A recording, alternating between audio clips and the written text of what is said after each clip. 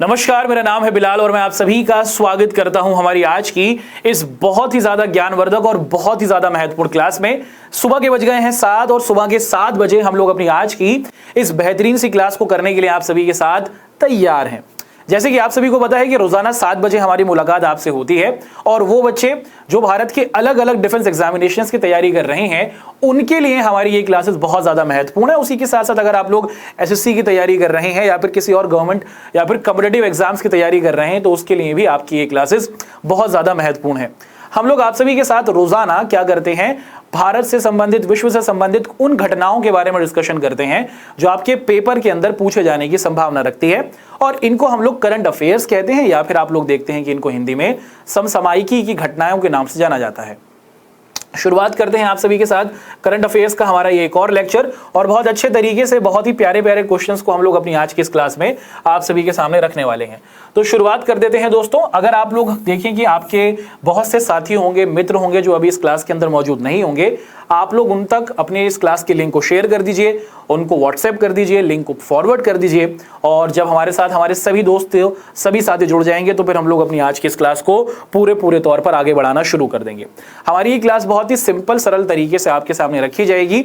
Current affairs की हमारी ये एक और क्लास है और बहुत बेहतरीन तरीके से इसको हम लोग समझने की कोशिश करेंगे। पढ़ने क्या वाले हैं भैया, हमारी आज की इस क्लास में हम लोग करंट अफेयर्स के ही जो हमारे क्वेश्चंस हैं, जो हाल फिलहाल में घटनाएं घटित हुई हैं, उससे संबंधित क्या करेंगे, हम लोग क्वेश्चंस को देखेंगे। तो and here is the first question. आपके सामने आज की क्लास का सबसे पहला सवाल रख दिया गया है।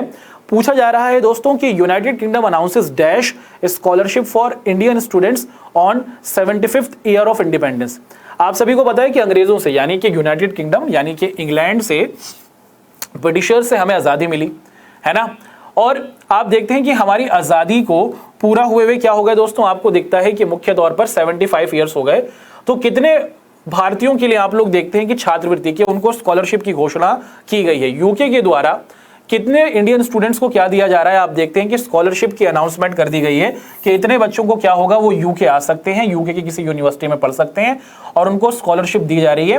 ज्यादा खर्चा उनका नहीं होगा, पूरे तौर पर ये पेड स्कॉलरशिप आपको दिखती है।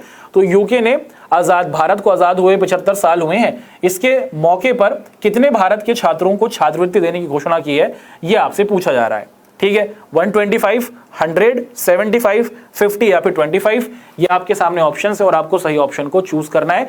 तो भैया हमें आजाद हुए हम 1947 में 15 अगस्त के दिन, ये तो आप सभी को पता ही है, और भारत को आजाद हुए 75 साल से ज्यादा हो गए। और इसी खुशी में आप देखते हैं कि यूके की तरफ से भारत के 75 स्टूडेंट्स को क्या दिया जा रहा है, स्कॉलरशिप दी जा रही है। 75 स्टूडेंट्स है ना जो है वो विजिट करेंगे UK for their further studies, अपने आगे की पढ़ाई के लिए। अगला सवाल है कि हमारे जो नोवाक जोकोविच हैं, भाई बहुत बेहतरीन खिलाड़ी है। नोवाक जोकोविच बहुत ही बेहतरीन खिलाड़ी हैं और आप देखते हैं कि ये बहुत बेहतरीन खिलाड़ी हैं। उन्होंने क्या किया, जो 4 ग्रैंड स्लैम्स होते हैं है ना, जो 4 अलग अलग लोकेशंस पर यूएस में, उसी के साथ यूके में, ऑस्ट्रेलिया में खेले जाते हैं। इन्होंने 4 ग्रैंड स्लैम्स के अंदर क्या किया बच्चों, 80 मैच जीतने वाले ये दुनिया के पहले खिलाड़ी बने हैं है ना।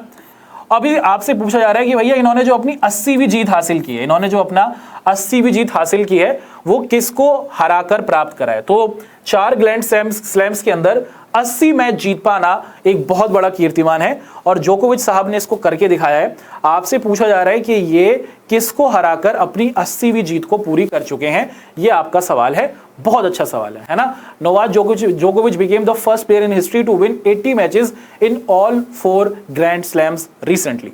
तो बताइए किसको इन्होंने हराया है। आपके सामने ऑप्शंस हैं, Stephen Kovals, Denis Lovicki, Andy Murray, James Edward या फिर क्विन सू कू। तो आप देख पा रहे हैं कि क्विन सू को बहुत बेहतरीन तरीके से है ना, धोई बछाड़ तरीके से इन्होंने हराया और जो 80वीं जीत इनको हासिल हुई है नोवाक जोकोविच को, वो प्राप्त हुई है इनको क्विन सून कू पर। ठीक है जी, क्विन सू वू पर इनको ये जीत प्राप्त हुई है। अगला सवाल आपके सामने है। अभी आप देखते हैं कि हमारे देश के अंदर आप सभी को बताया कि बच्चों भारत की जो हमारी तट रेखा है, आप क्या देखते हैं कि जो हमारी समुद्री रेखा है, उस समुद्री रेखा के अंदर जो देश की सुरक्षा करने वाले हमारे गार्ड्स होते हैं उनको हम लोग कहते हैं इंडियन कोस्ट गार्ड्स है ना, इंडियन कोस्ट गार्ड्स। इनको हिंदी में कहा जाता है भारतीय तटरक्षक बल। ये जो हमारे कोस्ट गार्ड हैं दोस्तों, इनको लेकर एक बहुत ही बेहतरीन सी खबर आई है। वो क्या है कि रजनीश कुमार जी इन्होंने हाल ही में अनाउंस किया है कि भारतीय तटरक्षक बल के लिए एक स्वचालित वेतन और भत्ते मॉड्यूल का उद्घाटन किया गया है।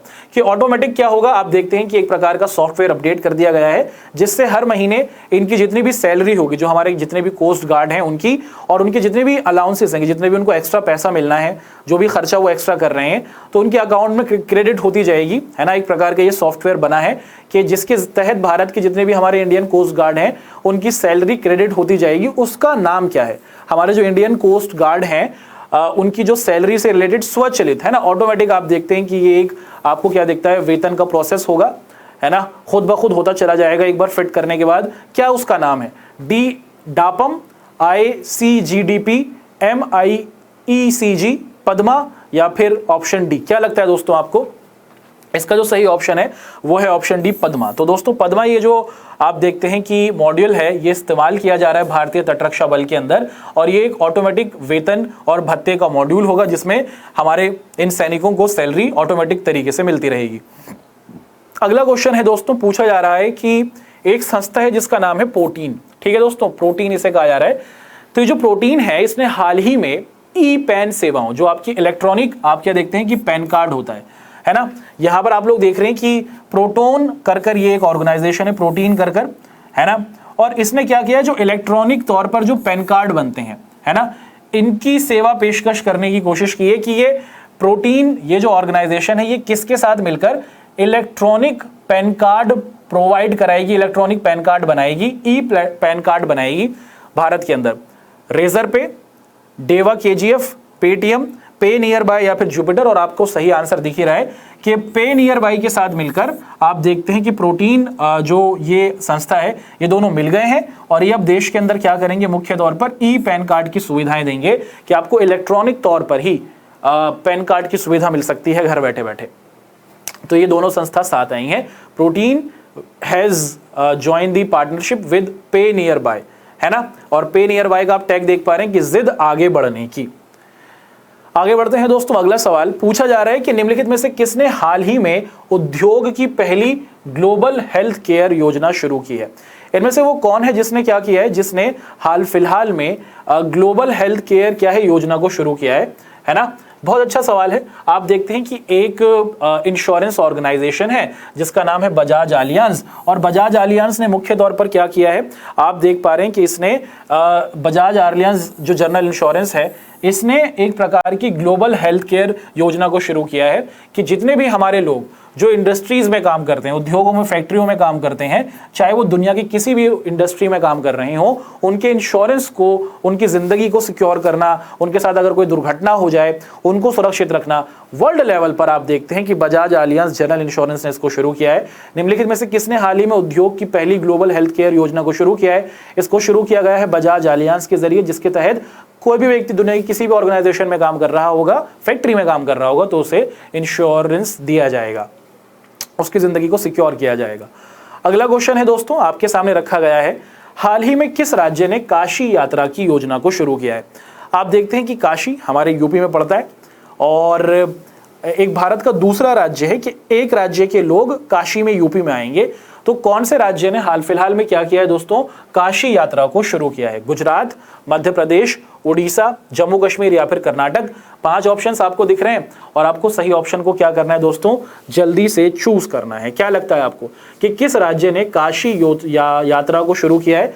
तो भारत के अंदर आप लोग देख पाते हैं बच्चों, जो हमारी कर्नाटक गवर्नमेंट है ना, क्या है, हमारी जो कर्नाटक गवर्नमेंट है उसने इस स्कीम को शुरू किया है, जिसके तहत लगभग 30,000 लोगों को क्या है, काशी योजना के तहत आप देखते हैं कि लगभग जो 30,000 से भी ज्यादा जो लोग हैं उनको क्या किया जाएगा, उनको हर व्यक्ति को 5,000 रुपए दिए जाएंगे, और उसके जरिए उनको मदद की जाएगी कि वो काशी की यात्रा कर सकें, है ना। काशी आपको यूपी में दिखता है, तो काशी के जो धार्मिक स्थल हैं वहां पर कर्नाटक के हमारे लोग जाएंगे, और लगभग 30,000 लोगों को भेजा जाएगा, 5,000 रुपए पर व्यक्ति पर खर्च किया जाएगा।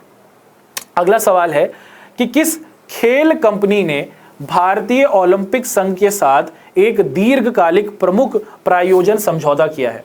हमारे देश के अंदर आप लोग देखते हैं क्या दिखता है दोस्तों, आपको दिखता है भारतीय ओलंपिक संघ, जिसे हम लोग IOA कहते हैं, इंडियन ओलंपिक एसोसिएशन इसे कहा जाता है। अब ओलंपिक से संबंधित जितने भी आप देखते हैं कि देश के बाहर या फिर देश के अंदर जितने भी खेल होंगे, इनका लाइव टेलीकास्ट करने की जो क्या है पार्टनरशिप किसको दे दी गई है, यही आपसे पूछा जा रहा है कि कौन ऐसा होगा वो क्या करेगा बच्चों, इसको लॉन्ग टाइम पर क्या करने वाला है, इसको स्पॉन्सरशिप डील इनको मिल चुकी है। एक स्पोर्ट्स कंपनी है जो क्या करेगी, इस समझौते को प्राप्त कर चुकी है।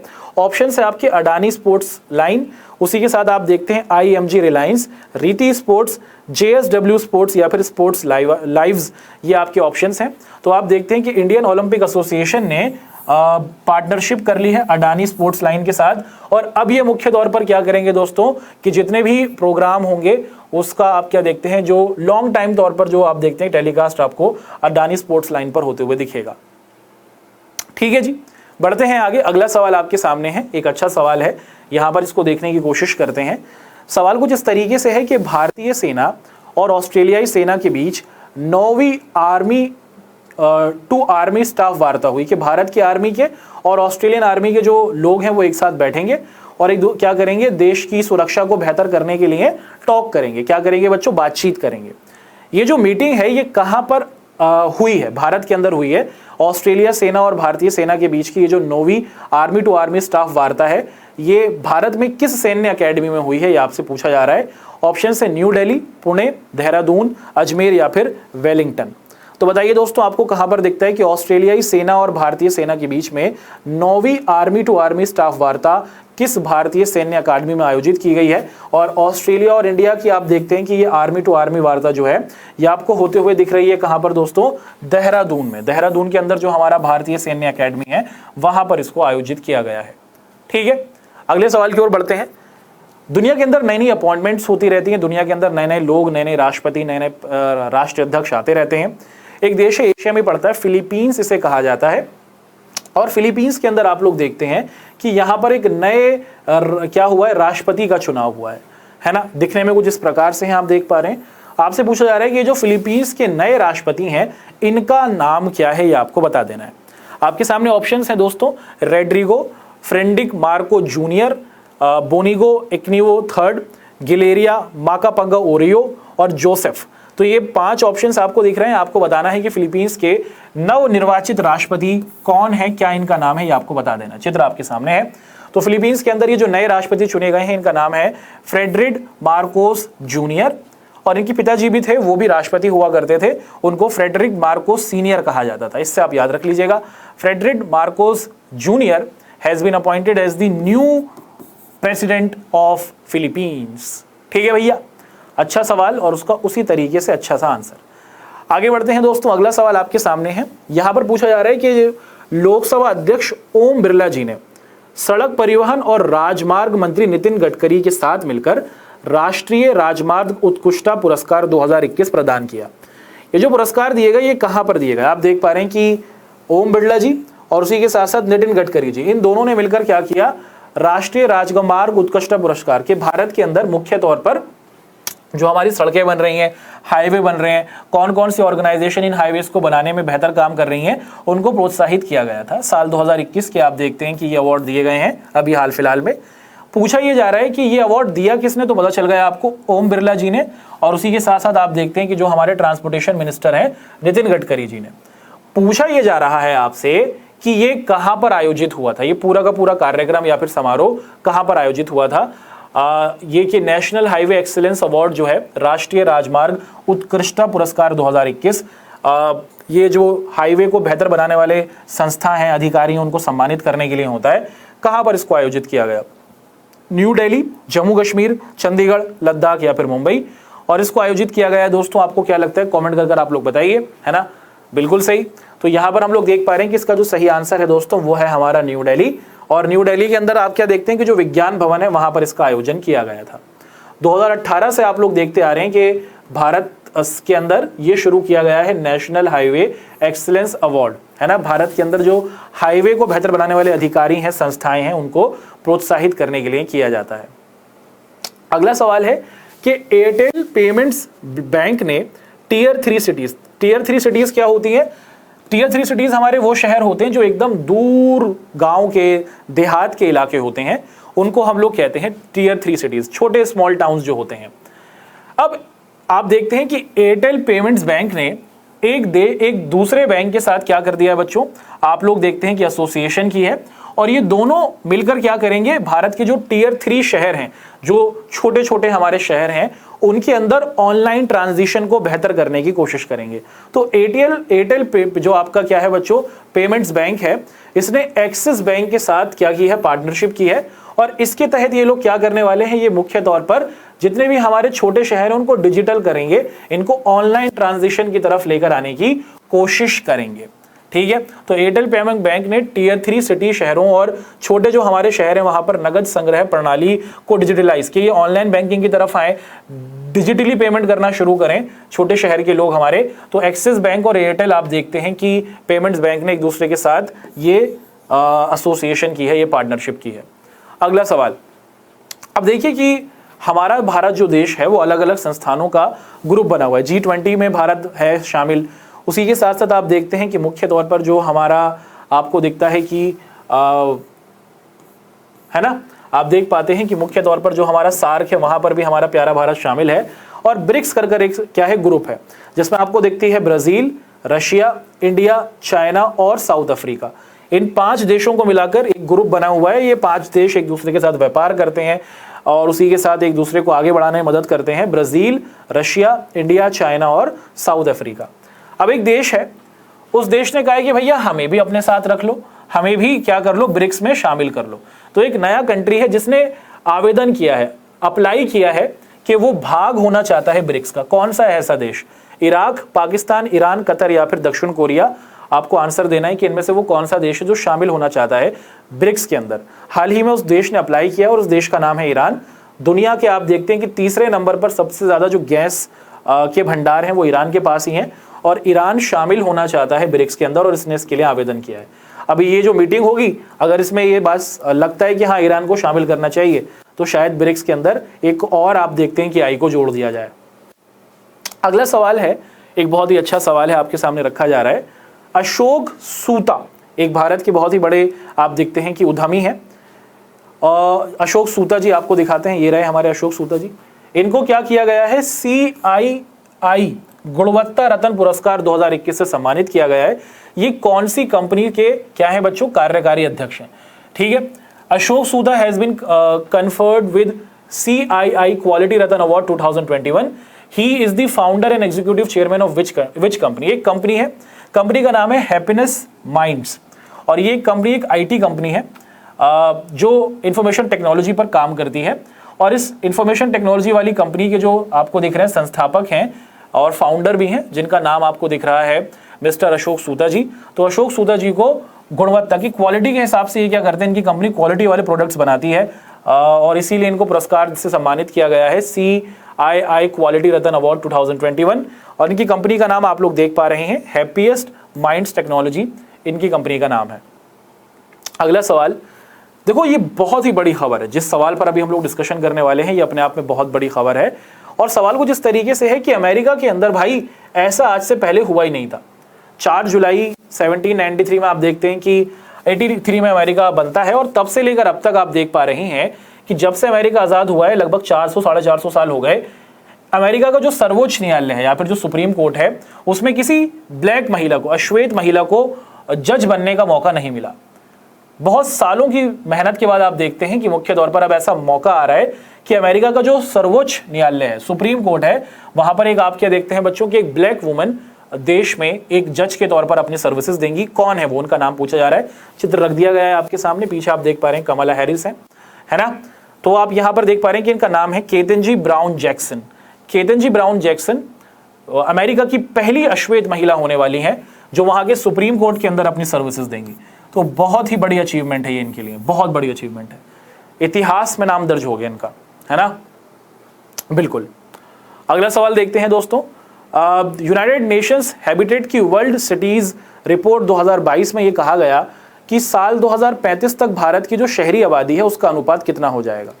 भारत के अंदर आप देखते हैं कि एक रिपोर्ट आई है, इस रिपोर्ट को कहा जा रहा है United Nations habitat world cities के, दुनिया के अंदर शहरों में जो रहने वाली पॉपुलेशन है उसको लेकर आप देखते हैं कि ये रिपोर्ट आई है। और इस रिपोर्ट ने कहा है कि भारत के अंदर जितने भी बड़े शहर हैं उसमें शहरों में हमारी कितनी पॉपुलेशन आपको होती हुई दिखेगी, ये पूछा जा रहा है। साल 2035 तक भारत के शहरों में कितने लोग रह रहे होंगे, ये आपसे पूछा जा रहा है। इस रिपोर्ट में ये बात बताई गई है। तो बताया गया इस रिपोर्ट के अंदर लगभग आप देख पा रहे हैं कि 675 मिलियन लगभग 67 करोड़ इतने लोग आपको दिखते हैं। 67 करोड़ लोग आपको कहां पर दिखेंगे? भारत के शहरों में दिखने वाले हैं साल 2035 के अंदर। बहुत बड़ा नंबर है दोस्तों, बहुत बड़ा नंबर है। इस संस्था ने ये रिपोर्ट लॉन्च की है, यूनाइटेड नेशंस हैबिटेट की वर्ल्ड सिटीज रिपोर्ट 2022 में बता दिया गया है कि साल 2035 तक भारत की शहरी आबादी लगभग 675 मिलियन होगी, जो लगभग 67 करोड़ के आसपास है। अब आप देखते हैं कि जो हमारे देश का सबसे पुराना वाणिज्यिक बैंक है ना, आप क्या देखते हैं? दी ओल्डेस्ट कमर्शियल बैंक हमारे देश का जो है, जिसका नाम है state bank of India. State bank of India ने 1 जुलाई को अपना क्या मनाया बच्चों? कौन सा स्थापना दिवस मनाया है? आपसे ये पूछा जा रहा है। तो स्टेट बैंक ऑफ इंडिया ने अपना क्या किया है बच्चों? 67वां स्थापना दिवस मनाया है। शुरू में इसका नाम आप देख पा रहे हैं कि बैंक ऑफ बंगाल था। उसके बाद आप देखते हैं कि ये बनता है बैंक ऑफ बॉम्बे, फिर ये बनता है बैंक ऑफ मद्रास, और उसके बाद फिर आप देखते हैं कि मुख्य तौर पर इंपीरियल बैंक ऑफ इंडिया के नाम से जाना जाता है, और बाद में इसको 1955 में क्या कहा जाता है? स्टेट बैंक ऑफ इंडिया से संबोधित किया जाता है। तो मुख्य तौर पर आप लोग देख पा रहे हैं कि इसको 1955 से आप देखते हैं कि इसको स्टेट बैंक के इसकी शुरुआत हुई है। तो शुरुआत में तो ये अलग अलग नामों से जाना जा रहा था, लेकिन SBI जो आपका ये है, ये 1955 से शुरू हुआ, 1 जुलाई 1955 से, और तब से लेकर अब तक इसको 67 ईयर्स हो गए हैं। अगला सवाल आपके सामने, और वो ये है कि जी थैंक यू। ठीक है, तो ये हमारी आज की क्लास के आज से संबंधित सभी महत्वपूर्ण क्वेश्चंस रहे, और उनको बहुत अच्छे तरीके से हमने आपके सामने रखा। उम्मीद है कि जो भी बच्चे हमारे साथ जुड़े होंगे उनको हमारी इस क्लास में बहुत ज़्यादा फायदा मिला होगा। अब हमारी नेक्स्ट क्लास होगी जो कल होगी, 7 बजे ही होगी, और उसके अंदर हम लोग आप सभी के साथ बहुत से और बेहतरीन क्वेश्चंस को रखने वाले हैं। आप लोग अपना ध्यान रखिएगा। मुलाकात करेंगे आप लोगों से मुख्य तौर पर कब दोस्तों? कल 7 बजे। आप लोगों को अगर हमारी ये वीडियो पसंद आई है तो उसे ज़रूर लाइक करें, हमारे चैनल को सब्सक्राइब करें। आप लोगों से मुलाकात करेंगे कल 7 बजे। धन्यवाद।